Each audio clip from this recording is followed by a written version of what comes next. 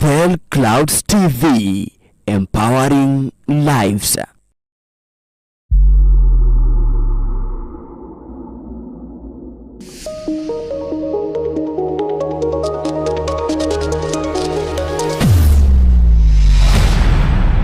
Bethel Clouds TV, empowering lives.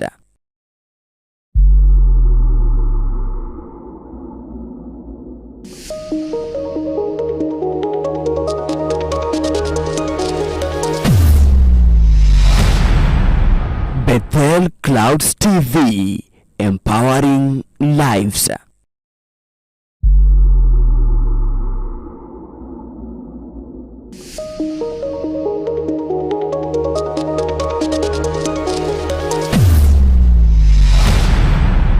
Bethel Clouds TV, empowering lives.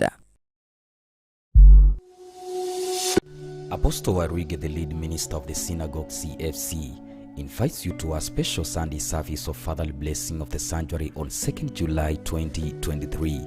The service will be held at Coffee Plaza, mezzanine floor, the first floor, Haile Selassie Avenue, opposite Easy Coach bus stop, Nairobi. The guest minister will be Archbishop Dr. and Mrs. Harrison Kenyan, the lead ministers of Christian Foundation Fellowship. The service will begin at 2 p.m. We will be live on Bethel TV, Faith TV, and Inoro TV. For more information and direction, contact +254 112 935 035 or are welcome. Apostle Waruinge, the lead minister of the Synagogue C.F.C, invites you to a special Sunday service of Fatherly Blessing of the Sanctuary on 2nd July 2023.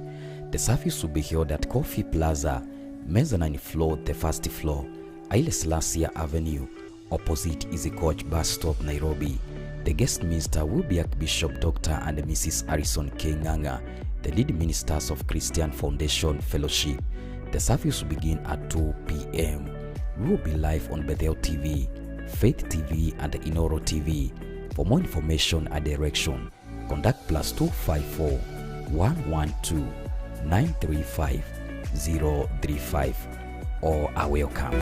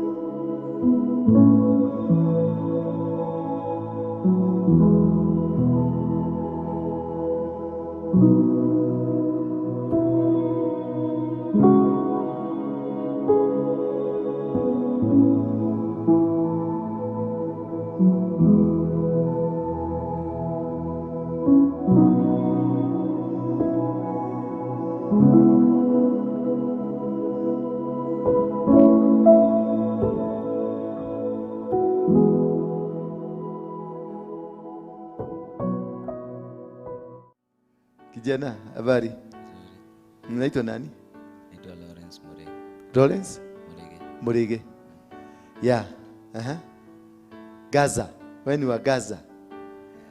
Na Mungiki. Uliniambia nani alikuingiza kwa Mungiki?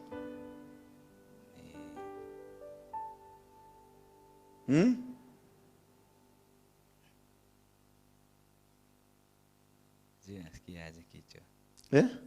Imepotea? Nasikiaje kichwa? Ujui unasikiaje kichwa? Nakuuliza. Sasa kichwa imesikia mzuri. Ni nani alikuingiza kwa Mungiki? Dhuku. Dhuku wadhuo. Ndiye alikupeleka lini? Those days ama juzi? About 4 years ago. 4 years ago. Alikupatia nini? Yeye alinipeleka Nyahururu, akanipeana kwa au majamaa wa Nyahururu. Yeye ndiye alikupeleka Nyahururu. Akakupeana kwa Mungiki wa Nyahururu. Tukiwa na mlikuwa watu wangapi? Watu 14. Watu 14. Mkakaa huko. Alafu mlikuwa mnafanya nini? Tulikaa kwa msitu na kwa hiyo ndani ya hiyo msitu kuna mlima. Mlikuwa ndani ya msitu? Ndani ya msitu kuna mlima. Sasa mlikuwa mnakaa ndani ya msitu? Siku ngapi? Tulikaa siku 14. Mkifanya nini? Kutumia kuna vitu tulikuwa tunatumia kama bell. Kubel. Hii hapa. Hiyo. Na katumbako? Sasa hiyo tobacco lazima ungeweka kwa mdomo. Ungeweka kwa mdomo. Inakuwa ngori. Inakuwa nini sasa? Ukiweka kwa mdomo ulikuwa unafanya nayo nini? Sasa alisema uwezi, hakuna venye ati utaitwa mungeke. Ati ukisniff unaanza kusneeze. Kwa hivyo mungeke lazima uwezi kusniff. Lazima ukuwe kinara hata ukienda kwa wengine. Ukisniff, ukiweka kwa mapua. Sasa kuna story, kuna mahali ulionyesha umedungwa. Ni wapi?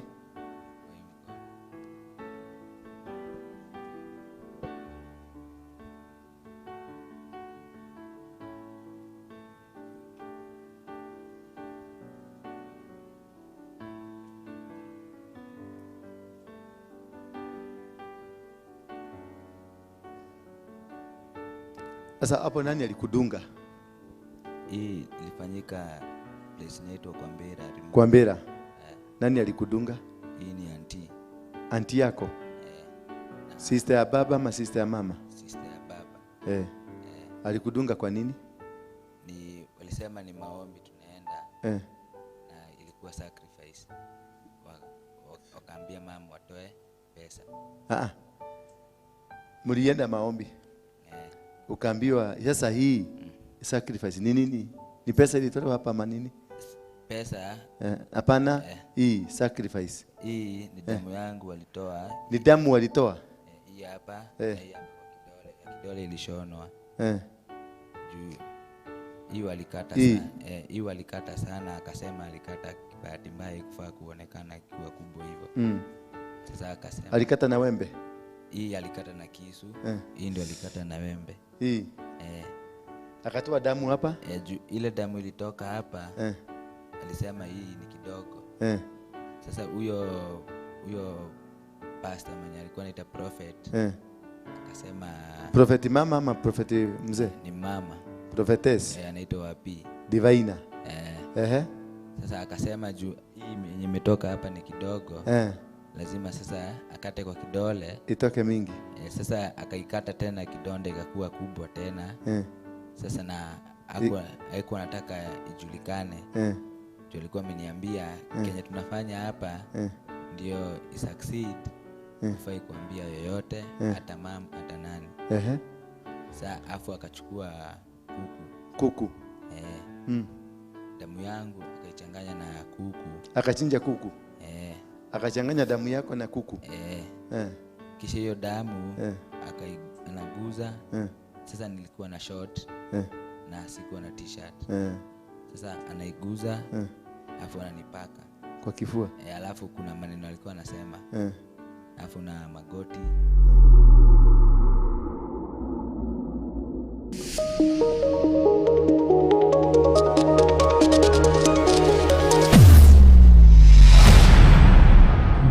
Bethel Clouds TV, empowering lives. Is the anointing of our father, the apostle. Hallelujah.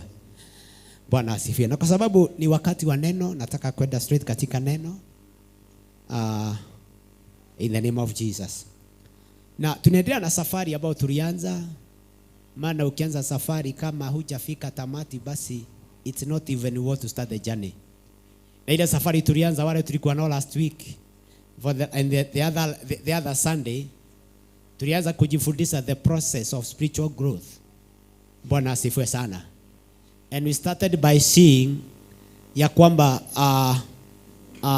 mtu anapookoka, hapo ndipo mtu anaanza his walk with Christ. Bwana asifiwe. Na tukaona hata vile maandiko yanapokuita unavyookoka. Jina la Bwana libarikiwe sana. Na leo nataka kuendelea kutoka hapo. Maana ukikumbuka mahali tulimalizia last week, tulisema ya kwamba unapookoka, according to the Bible calls you a righteous person because of the righteousness of Christ. Hallelujah. Na tukaona what we become. But now nataka kutoka hapo tukaendelea na sehemu inayobakia, and I think it will be most possibly to maybe the last part of this teaching. Lakini nataka tukaone kutoka pale, nikaone after you are born again, tukaona ya kwamba your spirit is now a new, you are now born again. Na tukaona ya kwamba immediately you are born again, you are a newborn baby. Wewe ni kama mtoto ambaye amezaliwa. Na as we all know, mtoto anapozaliwa, hallelujah, mtoto must grow. Bwana asifiwe. You must grow. Kwa hivyo nataka kusema ya kwamba when you are born again, that is the start of the process of growth in the Lord. And you can never remain there. Hata wale ambao ni wazazi, mtoto akizaliwa at the first month, kuna a particular level of spiritual growth unatarajia mtoto aliyezaliwa mwezi wa kwanza, wa pili, wa tatu, kuna matarajio ya growth ambayo unatarajia kuona. Akifikisha 4 months, kuna mabadiliko unatarajia kuona. Akifikisha 6 months, kuna mambo, hata kuna mahali anafika, anaanza hata kuona na macho yake. All these are processes of growth. Bwana asifiwe sana. Na hata mtoto akifikisha 1 year, na uone ya kwamba yale mambo mtoto wa 1 year ako supposed kufanya, uone huyu mtoto hafanyi. Hata we kama mzazi unaanza kuwa na wasiwasi. Ekae mwana wako egotweka kiogo. Hallelujah. Yaani kwa lugha ya Kiswahili, kwani huyu mtoto wangu atakuwa mtoto ambaye hakui? Bwana asifiwe sana. So it is even in the things of the spirit. Mtoto anapozaliwa upya, wakati nafsi yake inapozaliwa upya, wakati spirit yake inapozaliwa upya, at the point of salvation, you are a young child. You are a newborn baby. Na kama vile tunajua kwamba hata mtoto wa kawaida, nimesema mara nyingi hapa, whatever we see in the physical is a reflection of the spiritual. Bwana asifiwe sana. Ya kwamba yale tunaona katika maisha ya kawaida ni picha pia ya mambo ya kiroho, because everything starts in the spirit. Bwana asifiwe sana. Kwa hivyo acha tukaende kwa maandiko. Ndio sasa tuanze pale. Mtoto anapozaliwa. Na sasa naongea kwamba mtu anapookoka, spirit yake ni ya mtoto. Maandiko yanasema iko namna gani na inafaa kuendelea namna gani. Twende katika kitabu cha 1 Peter chapter 2. Bwana asifiwe sana. Just to see that after you are born again, your spirit is a newborn baby, and it must be taken care to grow. Unapookoka, spirit yako ni katoto kalichozaliwa, na lazima karidwe na kapewe kinapostahili kakaweze kukomaa. 1 Peter 2 verse number 2. Hallelujah. Maandiko inasema ya kwamba as a newborn baby desires the sincere milk. Okay, sorry. Let me read again. As newborn babes desire the sincere milk of the word, that you may grow thereby. Let us read again. As a newborn babes. In fact, my version uses the word babes. Hallelujah. as newborn babes desire the sincere milk of the word that you may grow. Hallelujah. Ya kwamba kama katoto tamania maziwa ya neno ndio ukaweze kukomaa. Hallelujah. Hicho ndicho kitu cha maana kwanza kujua. Ya kwamba unapookoka, you are a newborn baby. You are very vulnerable. You are very delicate. You cannot depend on yourself. Bwana asifiwe sana. Katika picha ya kawaida tunaona ya kwamba mtoto anapozaliwa ako very very very delicate. Bwana asifiwe. Si wa mama tuko katika nyumba, si unaona mpaka unamfunika, si anafunikwa na inaitwaje? Inaitwa sijui baby whatever hizo zote. Najua wetu wa mwisho ni 15 years ago, hata hatukumbuki tulikuwa tunafunika na nini. Lakini kanafunikwa sana. Na hata sigo yake na kichwa bado ni delicate. Hata kuna style ambapo kanashikwa na kanashikiliwa hapa hivi. Bwana Yesu asifiwe sana. Hiyo picha yote tuko nayo. Yani utmost care is taken. Kila mtu hata katika hiyo nyumba lazima ajue kwamba kuna katoto kadogo. Hata kama kuna dirisha zingine zinaigiza baridi, mnahakikisha as long as kako allowed, hallelujah, zinafungwa kasigize baridi, maana kako very delicate. Bwana asifiwe sana. Hata ukisafiri na hako katoto kwa matatu, mpaka wale watu wa matatu zingine tunajua they don't care. Wakiona uko na katoto wanakupatia mahali pazuri, usikae hapa, katoto kasigize baridi. Bwana asifiwe. So the same picture now comes, hallelujah, katika hali ya katoto haka karoho kamezaliwa ambapo ni mtu ameokoka. Lakini maandiko yanasema kwamba sababu maandiko yanasema kwamba kama mtoto aliyezaliwa tamani maziwa ya neno. Bwana asifiwe. Unajua ni vile tu tumezoea kusema ama tulijipata katika mazingira ambayo yametuambia kwamba ukiokoka everything now has changed. Oh hallelujah, your story has changed. No. Bwana asifiwe. There are some levels, there are some stages of growth.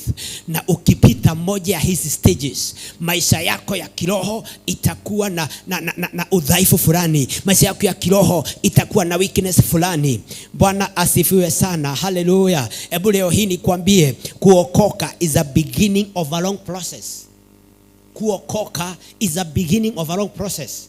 Kama vile mtoto kuzaliwa is a beginning of a long process of all the years ambazo utakaa ulimwengu huu, na unakuta kwamba vile unavyotunzwa kuwa mtoto, haleluya, hivyo ndivyo utakapokuwa katika maisha yako yote. Mtoto wa kawaida akipata weaknesses in the first months of birth or in the first years of birth, huyo mtu anaweza pata weaknesses ambazo zinakuwa mental, spiritual, physical, ambazo zinaweza kuwa zinaleta shida maisha yake yote. Bwana asifiwe sana. Si kama unajua ya kwamba kwa nini hata madaktari wanatuambia ya kwamba I think maybe there are some people who are in the medical profession who can explain it better. But from the inner knowledge kidogo najua it is recommended ya kwamba hata the first 6 months, hallelujah, even before you do the weaning, is it called the weaning?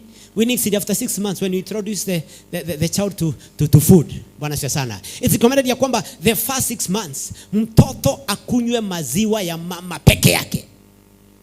Si ni kweli wa mama? Kama najua simniambie hoi. It's recommended ya kwamba the first 6 months mtoto akunywe maziwa ya mama. Kunyonya peke yake. Na hiyo maziwa usicheze nayo, ni maziwa tu, lakini ukiangalia mtoto mpaka anaenda haja kubwa na ni maziwa tu. Kumaanisha kwamba hiyo maziwa iko na kila kitu. Bwana Yesu asifiwe sana. Hallelujah.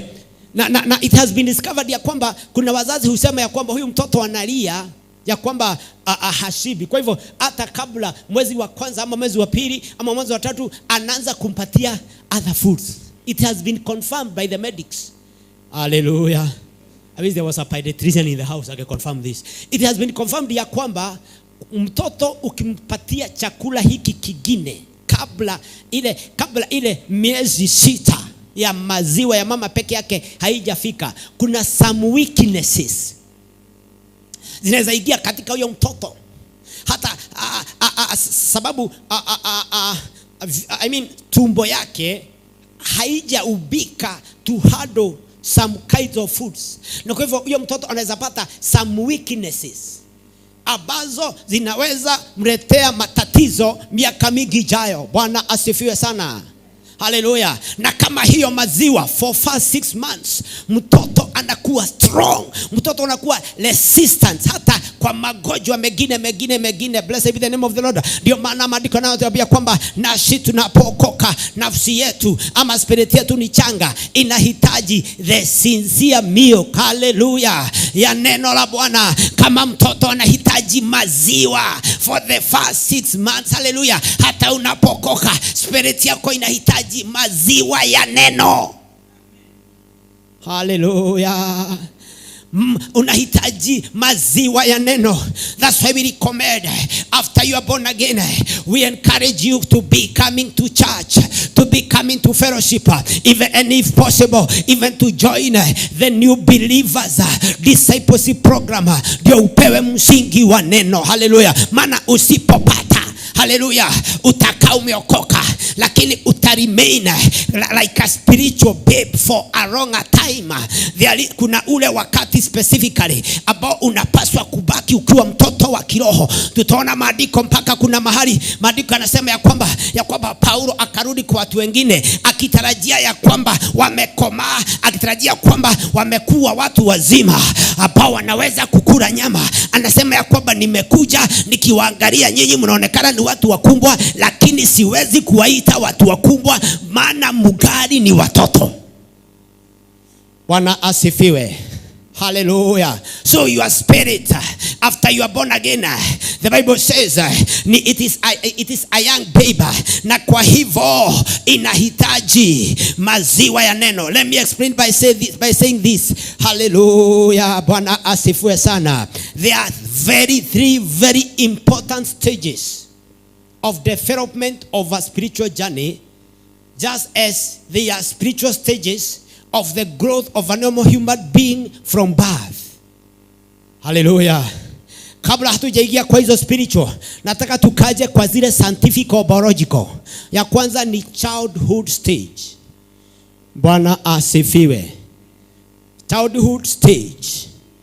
Bwana asifiwe. Hiyo ingine, hallelujah, it is maturity stage. Hata kama katika maisha ya kawaida kuna level mtu anaitwa mtoto, kuna ile miaka mtu anaitwa mtoto. Sijui kwa concept yetu mtoto ni mwaka wa kwanza. Hebu niulize pastoris. Okay, katika maisha ya kawaida child stage ni gani? Ni mwaka ni how many years? Nataka unisaidie tukaingia sasa katika kiroho tukaliganishe.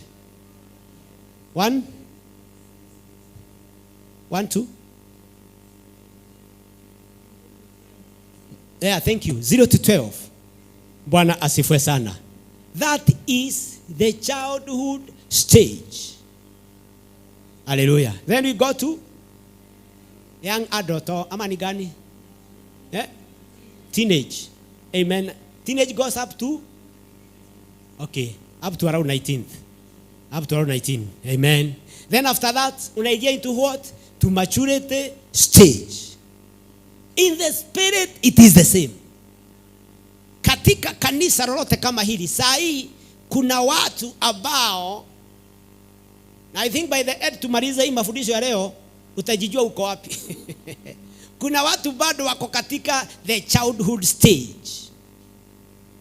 Amen. Au wanaitwa spiritual babes. Na sikumaanisha ya kwamba sababu uko na 1 year since uokoke, wewe uko katika childhood stage. Unaweza kuwa hata umeokoka, lakini uko na miaka 7 kwa wokovu. Lakini kama hujapata msingi wa foundation ya spirit, ya spirit yako kujengwa na neno, unaweza kuwa ya kwamba uko even 10 years, uko even 7 years, uko even 5 years katika salvation, lakini bado katika mambo ya kiroho ugari ni mtoto. Hallelujah. Na unaweza okoka haraka sana, ujipeane kwa teaching za neno. Hallelujah. Na ukifika hata 8 months you are already a minister. Tumeona haya mambo. Bwana asifiwe sana. Sasa hivyo ndivyo ilivyo katika kiroho. Na ndio maana sasa maandiko yanasema in 1 Peter ya kwamba haleluya, inasema as newborn babes desire the sincere milk of the word. Now let us kidogo I talk about the baby stage. Haleluya. Mkristo akiwa katika baby stage ako na characteristics za kawaida za mtoto wa kawaida. Katoto kadogo ni nini kanafanya sana? Kulia. Kila wakati kulia. Ndio ujue ako na njaa ni kilio. Ndio ujue kama ni kiu ni kilio. Ndio ujue kama ni joto ni kilio. Haleluya. Ndio ujue kama ni kujichuchulia hakawezi kusema ni kilio. So inabidi ukae ukikaangalia. So the first stage of a child ni kilio. Bwana asifiwe. And therefore hallelujah. Can I say this? We also have Christians who are in the church. About kila wakati even in the church ni kilio. Amen. They don't know how to depend on God. Ni kilio kila wakati. Sipendwi kanisani huku watu wanisalimia mnipigi simu. Everything kitanyeka ni kilio, complain, kilio. Abia mwenzako I hope hauko hapo. Bwana asifiwe sana. People who complain yani kila wakati kilio. Bwana asifiwe sana. Kama vile tuko hata na Kenyans wengine ambao ni kilio kila wakati. Haleluya. Hata ile kitu naweza jifanyia, unajua mtoto hawezi jifanyia chochote. Mtoto hawezi jibadilisha nguo. Mtoto yani haleluya. Kuna wakristo ambao hawezi hata jiombea bila pesa kidogo. Amen. Hawezi hata kusomea neno. Bwana asifiwe. That's the first characteristic. Characteristic ya kwanza mtoto ni kilio kila wakati. Bwana asifiwe. If you want to know a Christian who is at the spiritual stage ya katoto, it is those Christians who cry so much, who complain so much. Bwana Yesu asifiwe. Hallelujah. Katoto pia kako very easily offended. Bwana asifiwe sana. Unajua mtoto akisikia joto inamuofeda anaanza kulia. Haleluya. Mtoto akisikia njaa inamuofeda anaanza kulia. Bwana asifiwe. So as a Christian, if you find yourself you are offended easily, to be offended ya kwamba unakasirika unakasirishwa na karibu kila kitu. Amen. Amaruth, usaiona wakristo ambao wanakasirika na kila kitu. Kitu kadogo tu ni kukasirika. Ni kulalamika. Haleluya. Mtu akikukanyaga tu kidogo na kutarajia kitabu akwambie sorry, amerusa maneno. Haya nao haleluya. Bwana Yesu asifiwe sana. Let me not go that way. Hallelujah. So when you see a Christian abaye, and I remember one of the strongest warnings that Jesus gave, it is against offenses. Hallelujah. And he warned and saying, woe unto you who gets offended, because offenses must come. You shall be offended every time. There are things to offend you. Hallelujah. But the more you are able to handle offenses, the more we can say you have grown. Bwana Yesu asifiwe. Hallelujah. Na hii problem ya kuwa offended, it has costed so many people's lives. Bwana asifiwe sana. If I had time, I would have shown how even John the Baptist was offended at Jesus until his life was terminated ahead of time. Hebu nisiende hiyo nisitoke kwa hii tu basic. Bwana asifiwe sana. Hallelujah. So when you see believers who are offended at a very little thing, labda tuseme Bwana asifiwe sana, labda hebu nikutumie skalo. Karo umeingia tuko na haraka, umechelewa na church.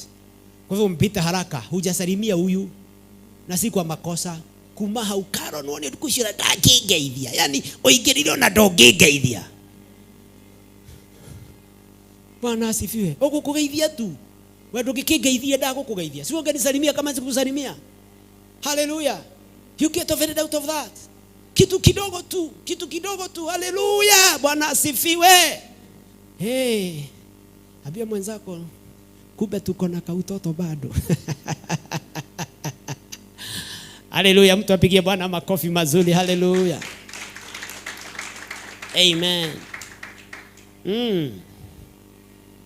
Or you have every day you find a Christian in church, and every day you have something to complain about. Amen. After every service, you have something to complain about. After every prayer meeting, hallelujah, you have something to complain about. Tunaona mtoto kila wakati analia. Anytime a child is crying, is complaining. Because mtoto hana njia nyingine ya kuexpress. Ni kulia. Amen. Tunaona hata mtoto akija ulimwenguni kuexpress amefika ni kulia. Hallelujah. Bwana Yesu asifiwe. So kuna mtu ambaye hata sidhani kunaye, hata kunaweza kuwa, sidhani kunaye, hata kunaweza kuwa mpaka tulipoanza mpaka saa hii already kuna mambo kadhaa anaweza complain. I hope hakuna kama huyo. Amen. Abia mwenzako natamani wewe hauko hapo. I wish you are not there in the name of Jesus. Hallelujah. We are looking at the levels of growth of a Christian. Bwana Yesu asifiwe. Hallelujah. Baby Christians, just like natural babies, are unable to help or control themselves. Hallelujah. Kama watoto tu wa kawaida, baby Christians are not able even to help or control themselves.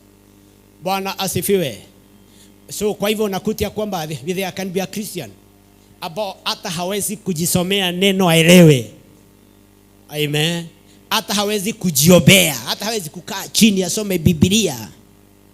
Anategemea tu vile atakavyoambiwa. And you have this problem. Even in the concepts of the church in Kenya, unakutia kwamba majority of believers hawana hata foundation ya neno. They cannot run anything themselves. Na ndio unaona ya kwamba they are tossed to and fro by every wind of doctrine, every wind of spiritual gimmicks. Mtu akikuja tu na jambo hauko kwa neno, mtu akitokea tu na jambo haliko kwa neno, mtu akitokea tu na unabii ambao huna kwa neno. Ndio maana watu wanaenda sakahora. Nasema ndio maana watu wanaenda sakahora. Maana hakuna kitu anajua. They cannot control themselves. Hawezi kusema hapana, this is not the word. Bwana asifiwe sana. Ndio naona wanaambiwa ya kwamba wafuge waende mbinguni haraka, na mwenye anawaambia hafungi. Hallelujah. Bwana Yesu asifiwe. Yani they cannot control themselves. They can, just like a child cannot help himself. If you remain a baby Christian, Bwana asifiwe. Let me back that one by another scripture here. Hallelujah. Ephesians 4:14. Ukikosa kukomaa, na kukomaa kunatokana tu na kujipeana kwa mafundisho ya neno. And that's why I'm back on Bible study. Ukikosa kukomaa, what do you become? Bwana asifiwe. Ephesians 4:14.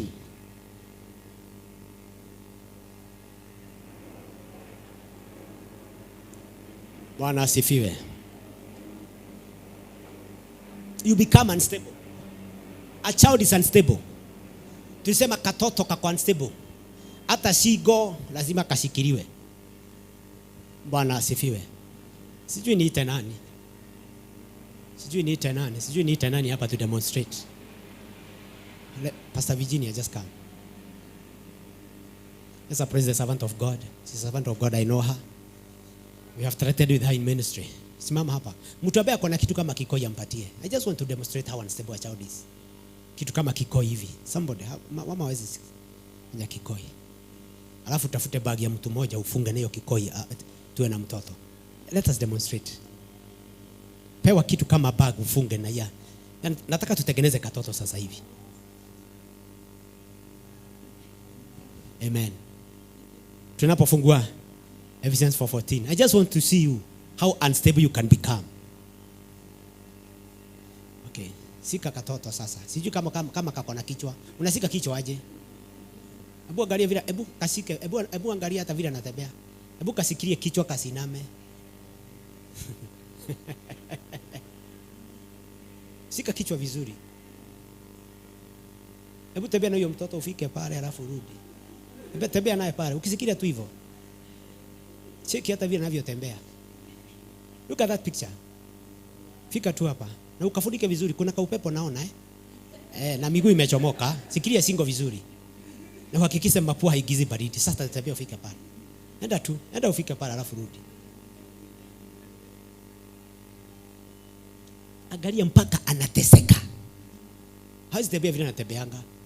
Hata anatembea bio. Amen. Hebu muangalie. Muangalie tu vizuri. Hebu kasike, naona kama miguu inachomoka. Kwa hivyo mguu mmoja hakikisha miguu haitoki, hiyo ingine sikiria kichwa. Thank you. Rudi pale. Tupigie makofi. Angalia vile anateseka, hata hawezi tembea speed. Hiyo ndio shida tunakuwa nayo when we are handling spiritual babes ambao hawajakomaa katika kanisa. Naona hata amini hakuna nyingi. Nasema hiyo ndio tunakuwa na shida tunapobeba spiritual babes for long. Agesika huyo mtoto for the next 1 hour, ungekuwa mpaka umeganda hapa. Unaga si, hebu semeni mnafanya nini? Ginyo mpaka unachoka mpaka unaganda. Sasa unapokataa kukomaa hivyo ndivyo natufanya tugande kila wakati. Bwana Yesu asifiwe sana. Kwa sababu that child is very unstable. Dagero gamia gigo. Yaani hawezi simamisha kichwa. Amen. Kakinamisha pande hii, kichwa kinainama pande hiyo. Kakinama kidogo, kichwa kinainama. Very unstable. Hallelujah. In the spirit, when you don't grow, you become so unstable. Hiyo tuiona wapi? Ephesians 4:14. Bwana Yesu asifiwe sana. I would like Elder Kimani to some hiyo scripture, Ephesians 4:14 after I don't know what you're writing down. Ndio maana nilitumia mfano. You see how unstable you are. Ndio maana how unstable you can be when you don't grow in the spirit. Amen. Ephesians 4:14. Somebody help. Mike, please. Mike, tafadhali very quickly. Mike. Hallelujah. Hebu soma Ephesians 4 verse 14. Ephesians 4 verse 14. That we henceforth be no more children, tossed to and fro, and carried about with every wind of doctrine, by the sleight of men and cunning craftiness, whereby they lie in wait to deceive. Hebu soma tena. That we henceforth be no more children, tossed to and fro, moja and subtext carried. Mtu mmoja subtext Swahili akimaliza Kiingereza, mwingine ukimaliza yote mwingine asome na Kiswahili. Bwana asifiwe.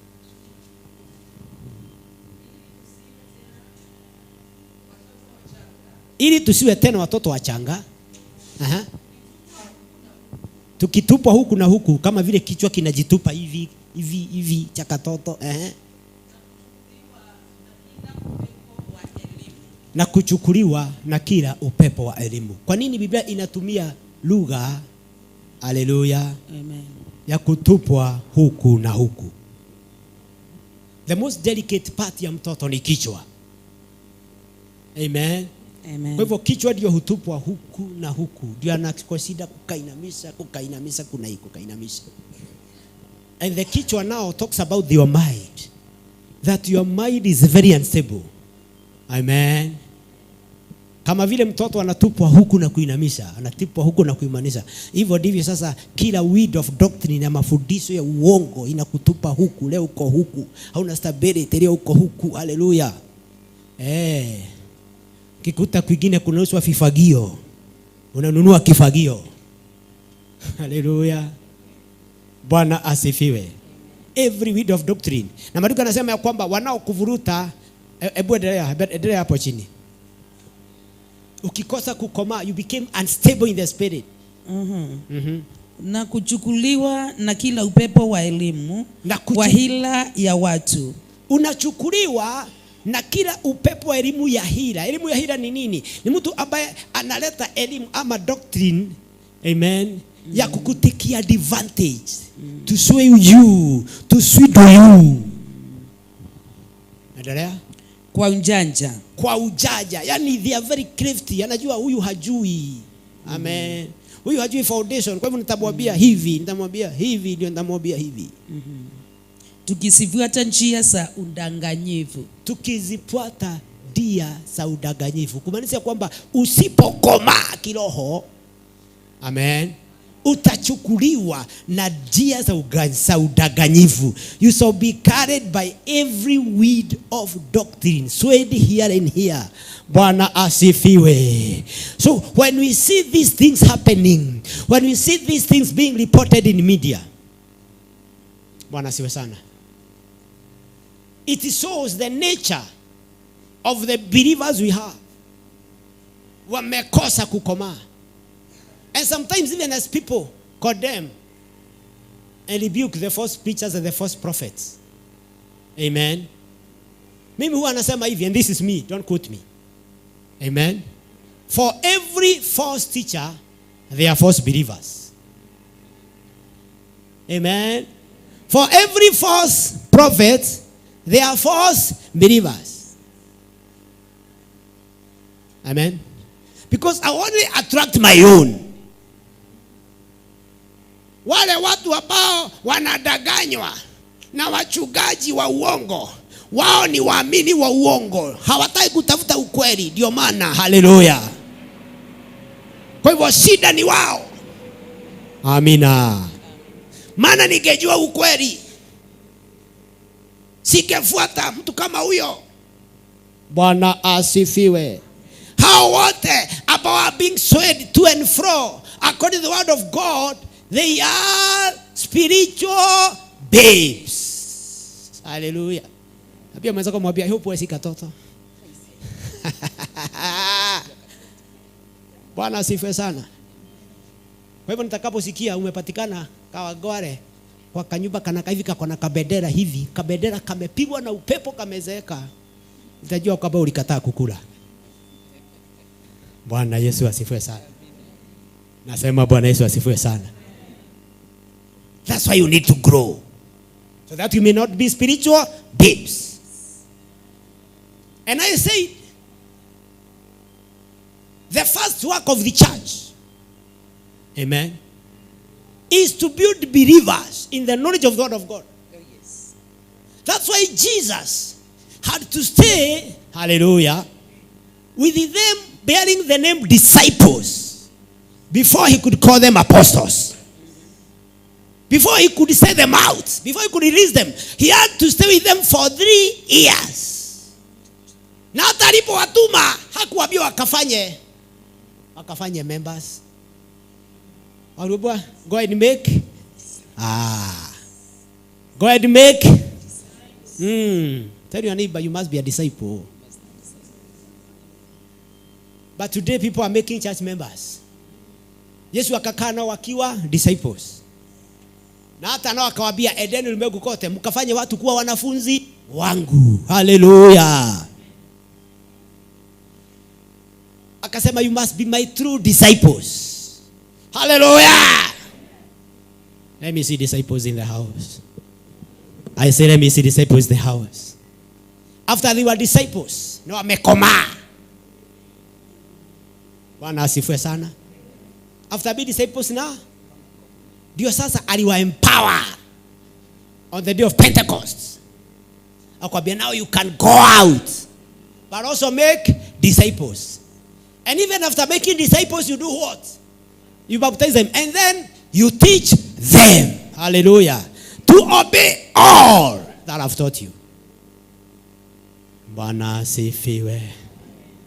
Bwana asifiwe. Si hata mwalimu alienda shule na baadaye akaenda college. Hello. Si hata daktari alienda elimu ya kawaida alafu akaenda haleluya kusomea udaktari. Ndio kwanza wakawa disciples. Haleluya. Before one takes a specialization, I hope they understand what I mean. Amen.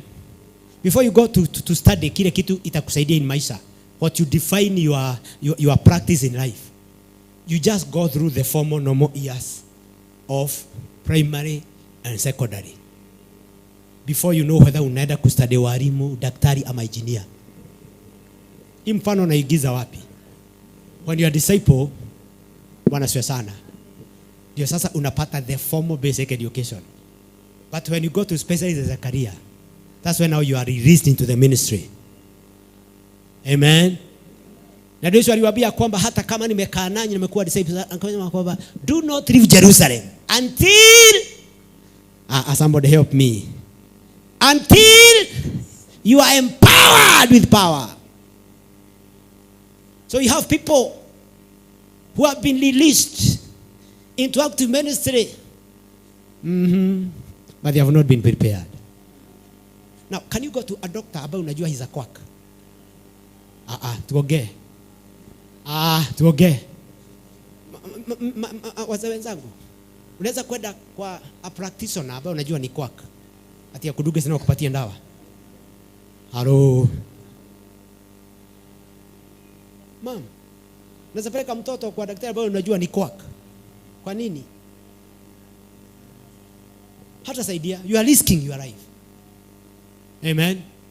Unaweza peleka kesi yako kwa roho ambaye unajua ni bonoko. Wanaitwa bonoko ama wanaitwaje? Unaweza peleka kesi yako kwa wakili bonoko. Ama upeleke mtoto wako mwalimu bonoko. Bwana asifiwe. Abia mwenzako lakini. Mwambie lakini kwa ufalme tuna mabonoko wengi. Hallelujah. Nasema hallelujah. Ndio maana hata Yesu hakuachilia. Akakaa nao for 3.5. Do you know even Jesus? Amen. Also went through all these stages.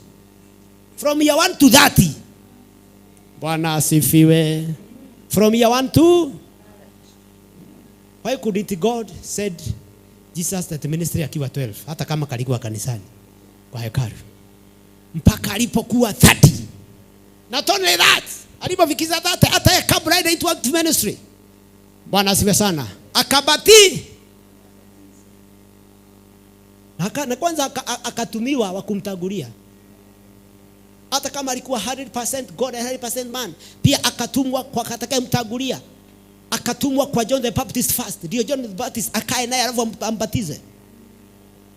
Na hata Yesu alipokuja kubatizwa kwa John the Baptist, John the Baptist akajua kwamba huyu mtu ni mkuu sana. Maana alikuwa anasema kwamba huyu sifai hata kufunga nini kabla ya vitu zake. Mpaka yana akamwambia hapana, mimi hata haleluya. Mimi hata sipaswi kukubatiza. Wewe unapaswa kunibatiza. Lakini Yesu akamwambia kwamba haleluya, nikubali kunibatiza ndio tutimize haki zote. Alipotimiza haki zote sasa haleluya, Mungu akakonfirm ya kwamba Yesu ni mature. Alikonfirm namna gani? Haleluya. Kuna kitu moja kilifanyika in the Bible. Na hatujui kwa nini kilifanyika.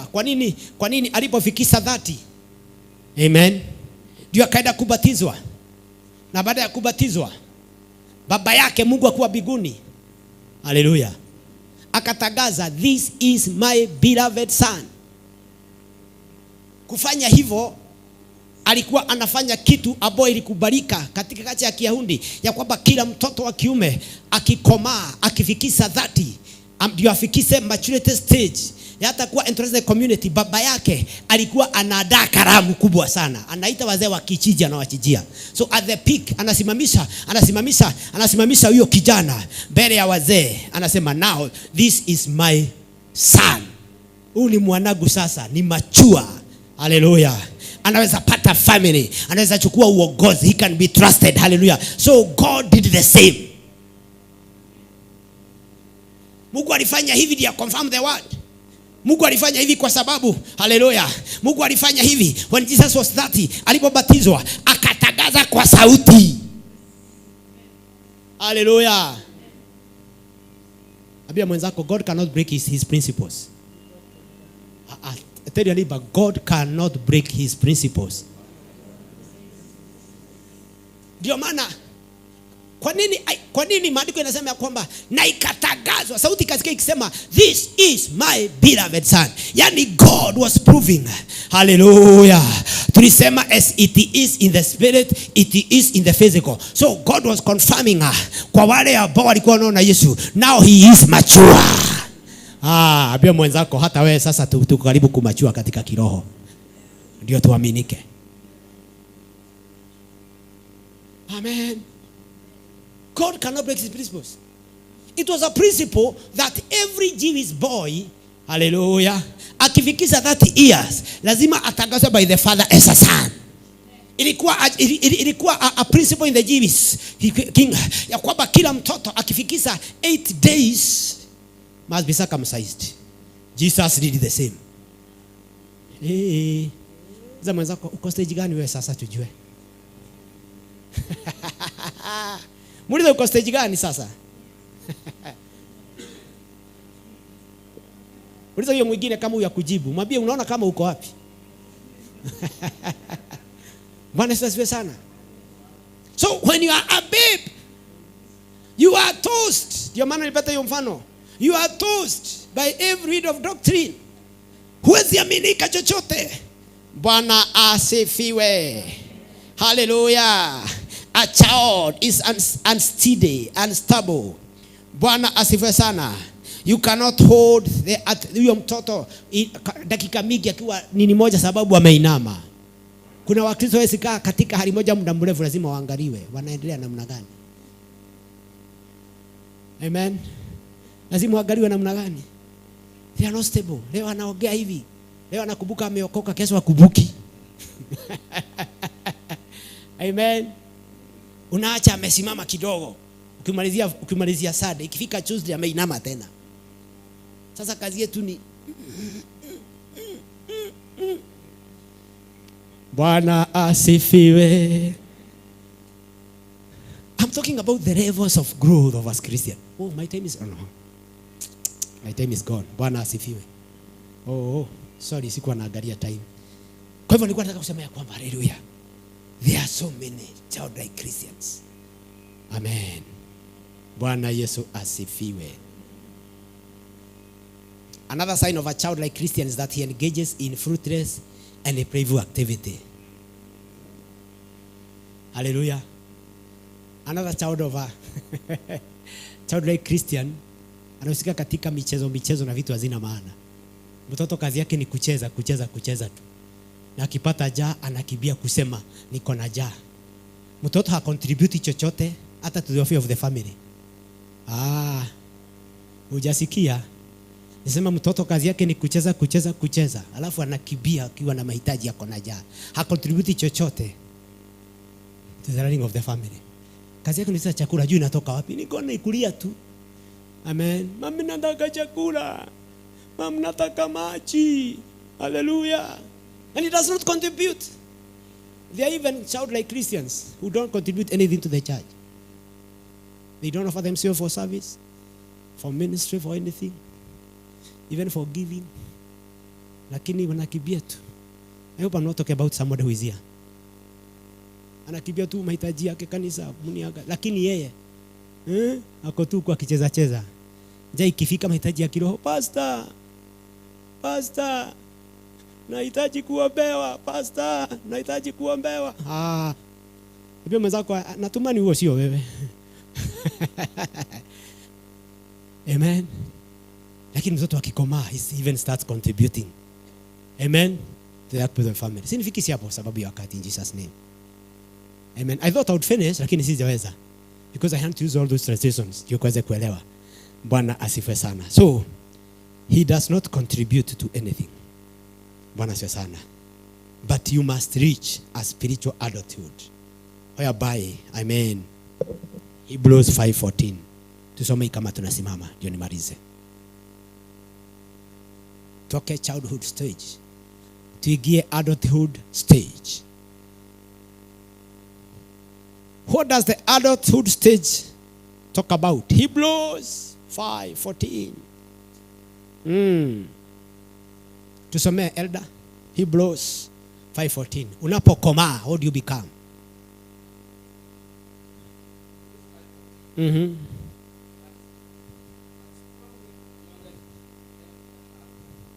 Amen.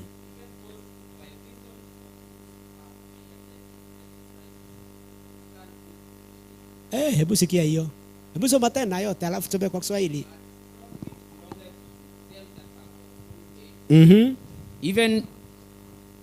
Even those who by reason of use have their senses exercised to discern both good and evil. Soma Kiswahili.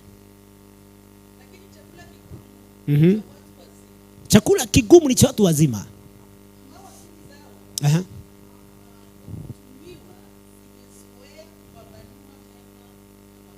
Amen.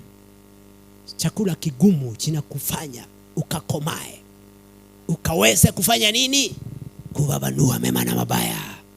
Amachua Christian ni mtu ambaye anajua, ana take quite time kusoma neno, ana take quite time in prayer, anafafanua. Amen. Anafafanua neno, anafafanua insight, a conversation, anajua what is supposed to do as a Christian or not. Hallelujah. That is the mature stage that we should desire. Hallelujah. But how do we build ourselves? How do we build your mind? Ndio tuache akili ya utoto wa kiroho. Hallelujah. It is by building our spirit man with the word of God. Hallelujah. I say with the word of God. I say with the word of God. Yesu alikuwa amekaa chini ya mafundisho from day 1 to year 30. That's why God does not report about him. Hallelujah. Tunatajiwa tu akizaliwa. Tunatajiwa tu akiwa 12 years. There is a very specific reason. Kwa nini anatajwa akizaliwa, alafu anatajwa akiwa 12? Na tunaonyeshwa nini anafanya akiwa 12. Alafu tunatajiwa akiwa 30, akiachiliwa kufanya spiritual assignment yake. Bwana asifiwe sana. Pia mwenzako jiangalie uko wapi. Hallelujah. Wagapo anatamani kuwa machua. Wagapo anatamani kuwa machua. There is no other way. Give yourself to teaching. I say give yourself to teaching. I say give yourself to teaching. In the name of Jesus. Inua mkono moja mbele za Bwana. Thank you, Father. Thank you, Jesus. Thank you, Father. Thank you, Father. Oh, thank you, Father. Shukuru Bwana dakika moja. Shukuru Bwana, umwambia kwamba unataka kukomaa. Unataka kukomaa. Unataka kukomaa. In Jesus' name. Rabba Shakayanto Moshanda. Worship team, give us a song. As we open up our mouth to pray, we thank God for the word. Hallelujah. Riba Sanda. Maandiko yanasema ya kwamba maziwa ni ya watoto wachanga ambao hawajakomaa. We need the word of God. We need the word of God. We need the word of God. We need teachings. We need to give ourselves to teaching. We need to give yourself to be taught the word of God in the name of Jesus. Oh, Rebe Sakai Sabasayanda Rabayano. Oh, hallelujah. Thank you, Jesus. Thank you, Jesus. Thank you, Jesus. Taka tukaibu mnasema ya kwamba nataka kufanana na wewe. Hallelujah. I want to be like you, Jesus. That I can give myself even to stay under discipleship in Jesus' name. Hallelujah. Nataka kufanana nawe. Hallelujah. You never know that song atuongoza katika hiyo wimbo. In Jesus' name. Hallelujah.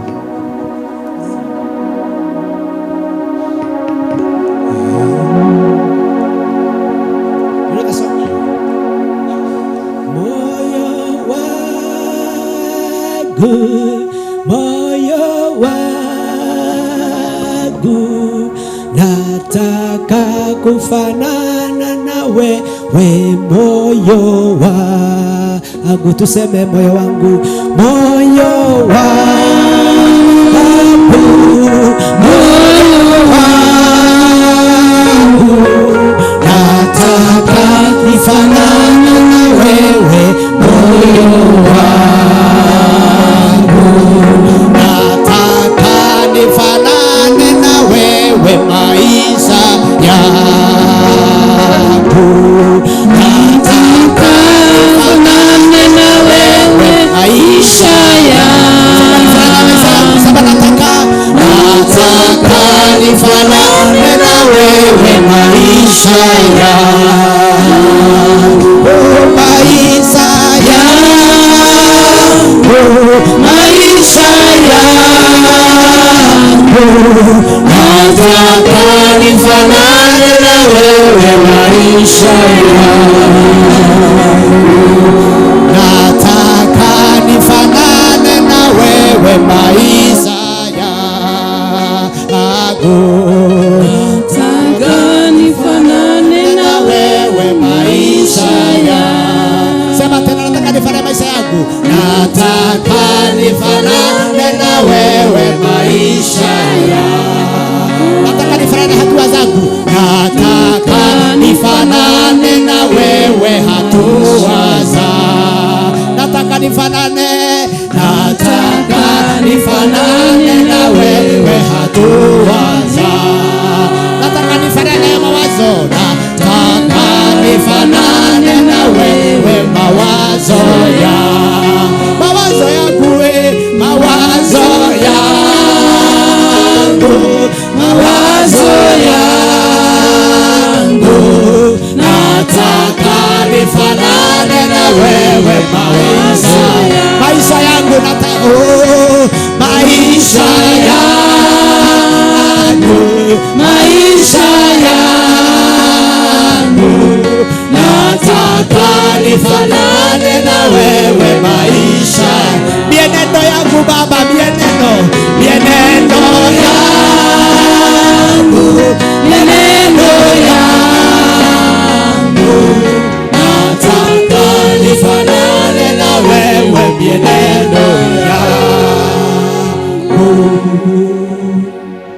There is a scripture in the book of Luke that says that even Jesus habitually went into the synagogue every Sabbath to be led. That all his years he attended the temple to be led. Hallelujah. And he was led until God his Father could entrust him for the salvation of our life. Everybody requires all levels of growth. Even your physical body requires all levels of growth. Hallelujah. A girl child requires all levels of growth to be a responsible woman and a mother. Even a boy requires all stages of growth in the body, in the spirit. Hallelujah. Na hata kimawazo. Yoke mtu akutegemewa.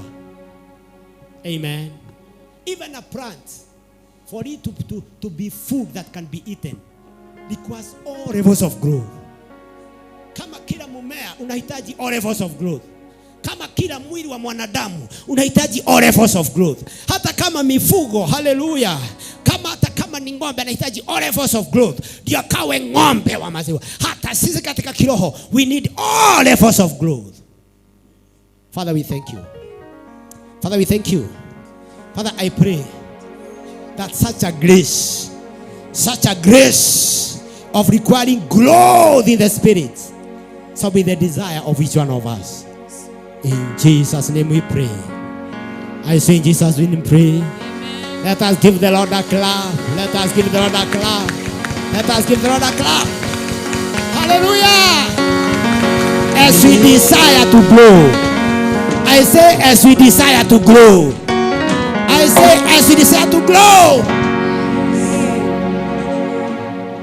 You remember even the word of God says ya kwamba hata kama mtu kama ametoka katika nyumba kubwa, kama bado agali mtoto, hawezi kurithi mali ya familia. Hallelujah. Amen. As long as you are a child, hata kama uko katika nyumba iko na mali, huwezi rithi. Maandiko yanasema ya kwamba mali yake huwekwa chini ya hallelujah. Kuna wengine wamewekewa huduma zao. Hata kama hapa kwa hallelujah, sitaki hallelujah. Yaani kuna mtu amewekewa huduma yake katika nyumba ya Bwana mpaka afike kiwango cha kukomaa. Amen. Situpigie Bwana makofi. Asante.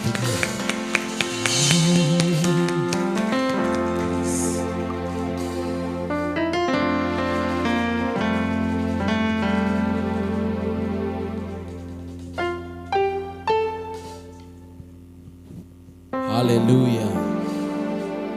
Praise the Lord. Praise the Lord. Tupungiana mikono kwa hewa. Amen. Ask your neighbor, umesikia hilo neno? Amesema aje?